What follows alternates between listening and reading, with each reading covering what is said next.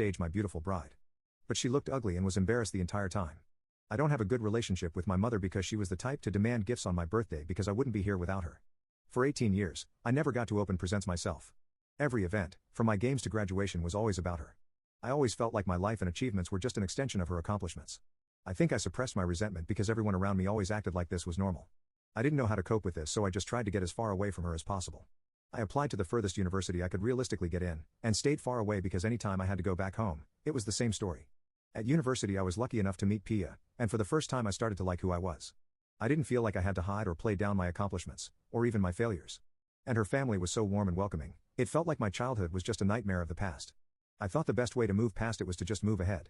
I was ashamed of my mother's behavior, and the ugliness of my resentment, so I pretended everything was fine, and invited my parents to my wedding with Pia. I actually had a really clear vision of what I wanted in the wedding, just an event that would be about me and not my mother. These suppressed feelings led to me unfairly lashing out at Pia when my mother tried her old tricks and asked to wear white to our wedding. At that moment I forgot white wasn't the bridal color in Indian weddings. I just felt a cold sweat that another precious moment would be hijacked by my mother.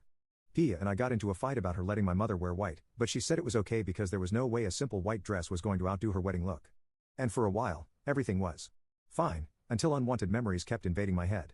No matter how much I tried to bury my head in work or exhaust myself by exercising, they always came back. I ended up having an actual meltdown that night. I was sobbing and crying. It was probably my ugliest moment. The next morning I half expected to wake up alone, and get a text that the wedding was off. Instead, incredibly, Pia stayed with me. She convinced me to go to therapy, encouraged me through those first few hellish sessions, and gave me space when I needed it. Therapy really helped. I was able to understand why I was feeling angry and upset, and how to deal with it beyond just trying to ignore it. I apologized to Pia earlier, but it let me actually be honest with her about my family. It really transformed our relationship.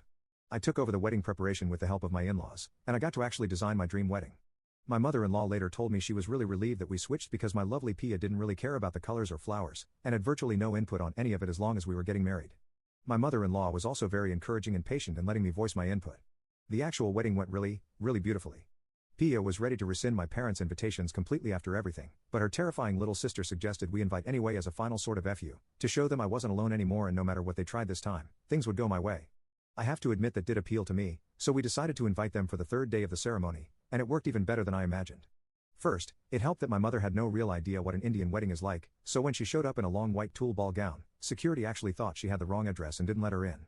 This was actually something I didn't plan, but I felt such joy seeing my mother fuming by the gate while other guests were let in. Compared to the embroidered silks and sleek satins of Indian clothes, my mother's ball gown honestly looked frumpy. Instead of stealing the show, she just looked like she didn't belong. Then my mother tried really hard to interrupt the ceremony. First she tried coughing, but luckily Pia's aunt sitting next to her gave her a cough drop. Then she tried to initiate a conversation, but Pia's 5-year-old niece loudly said, "Don't you know it's rude to talk during weddings?" I'm 5 and I know that. I later learned that she had been coached to respond this way by my wonderful, terrifying sister-in-law. The third time she tried to interrupt, Pia's cousin, who had also been coached by sister-in-law, jumped and loudly whispered that the food didn't seem to agree with my mother and needed to go to the bathroom immediately, and basically pushed her away. After that she stayed embarrassedly quiet for the rest of the ceremony. Throughout all this, everyone else acted like she wasn't there. In the after-party, the difference between my mother and everyone else was unpleasantly accented by her ignorance of Bollywood/Tollywood dance skills, so she tried to refocus attention through conversation.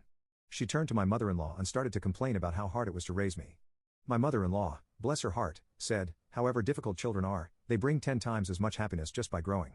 Your son is such a wonderful young man, you must be so proud of him." My mother didn't like the direction of the conversation, so she turned to Pia and asked her if she was sure she wanted to be with me. This was after we had gotten married. Pia looked at her like she was a bit slow and said, "Why would I be marrying him if I wasn't sure?" My mother loudly asked her again if she was really sure because I used to wet the bed. I haven't done that since I was 8, but there she was, loudly announcing it for all and sundry. At that moment, I really hated her.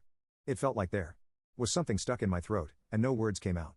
But Pia didn't have that problem. "You must be confused," she said.